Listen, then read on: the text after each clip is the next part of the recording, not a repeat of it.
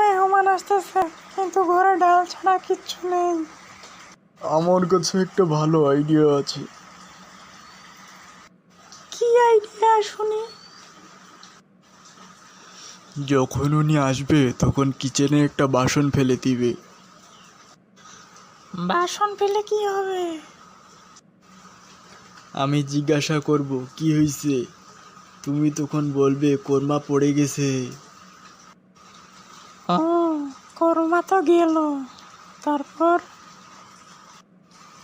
তারপর আরও একটা বাসন ফেলবে, তুমি বলবে বিরিয়ানি পড়ে গেছে। তখন আমি বলবো তাহলে ডাউলি নিয়ে আসো।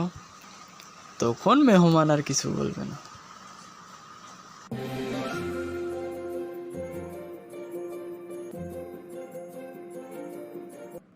বাহ, তোমার মাথায় তো অনেক বুদ্ধি।